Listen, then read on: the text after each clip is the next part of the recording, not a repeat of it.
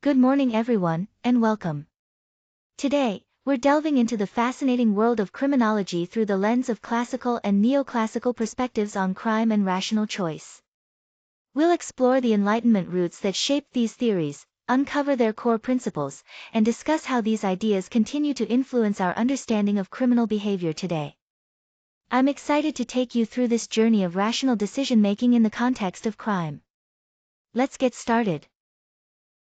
When we talk about rational choice and crime, the key idea is that illegal behavior can often be seen as a result of rational decisions. People don't just act impulsively, they consider the potential benefits they might gain from committing a crime.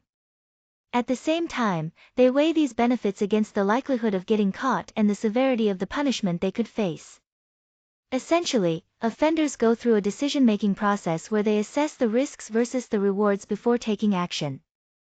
By understanding crime through this lens, we gain a useful framework for analyzing and even predicting criminal behavior, which can help in developing more effective prevention strategies. The classical school of criminology has its roots deeply planted in the Enlightenment period, which took place in the late 17th and early 18th centuries. During this time, influential thinkers like Cesare Beccaria and Jeremy Bentham introduced ideas centered around reason, logic, and the concept of free will. They believe that humans are rational creatures who make decisions consciously and deliberately, rather than acting on impulse or instinct. This represented a significant shift, challenging previous beliefs that crime was caused by superstition or fate.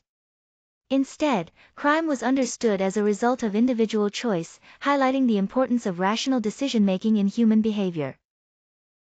The classical school of criminology has its roots in Enlightenment ideals, focusing on the concepts of rationality, free will, and the social contract. It views individuals as autonomous agents who make conscious, free choices and, therefore, bear full responsibility for their actions. According to this perspective, laws and punishments are not arbitrary, they are social constructs created to maintain order based on rules that society collectively agrees upon. Crime, then, is seen as a result of a cost-benefit analysis, where individuals decide to break the social contract when they believe the benefits outweigh the risks or consequences of punishment. This framework highlights the importance of clear, proportionate laws and penalties in deterring criminal behavior. When we talk about the core principles of classical criminology, the first key idea is free will. This means that individuals have the freedom to make their own choices, including whether or not to commit a crime.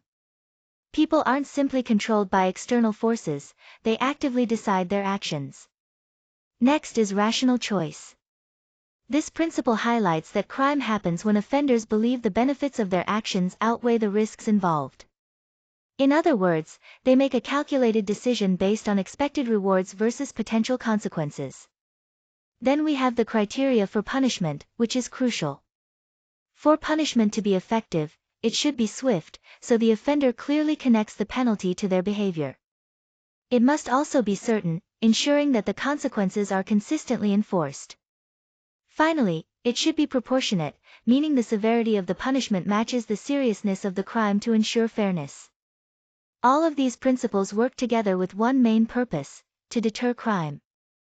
By influencing how potential offenders weigh the costs and benefits of their actions, classical criminology seeks to prevent criminal behavior before it happens. Neoclassical criminology builds on classical ideas but brings in the important factor of individual differences, like mental capacity and personal circumstances. While it still holds on to the core belief that people make rational choices, it recognizes that not everyone is equally able to make fully informed decisions. This approach allows the legal system to take a more nuanced view of criminal responsibility and sentencing, considering these personal factors. Ultimately, it reflects how our understanding of human behavior and justice has evolved over time, making the law more adaptable and fair. When we think about preventing crime, it's important to understand how offenders make decisions. They often weigh the risks and rewards before committing a crime. By increasing the chances that they will be caught and punished quickly, we raise the perceived risk involved. This makes the criminal act less attractive. At the same time, reducing the potential rewards, whether through changes in the environment or social programs, lowers their motivation to offend in the first place. Law enforcement strategies that focus on these elements, raising risks and lowering rewards, can be very effective at deterring offenders who think through their actions rationally. To sum up, classical criminology is built on the idea that people commit crimes based on rational choices. This means individuals weigh the consequences before deciding to break the law. The roots of this school of thought trace back to the Enlightenment, highlighting reason, free will, and social contracts as fundamental concepts. At its core, classical criminology emphasizes that rational decision-making and proportionate punishment are key to deterring crime. Later, neoclassical theories expanded on this by taking into account individual differences in responsibility, recognizing that not everyone makes choices in the same way. Today, these frameworks are essential in shaping how we approach crime prevention and develop justice policies that are both fair and effective.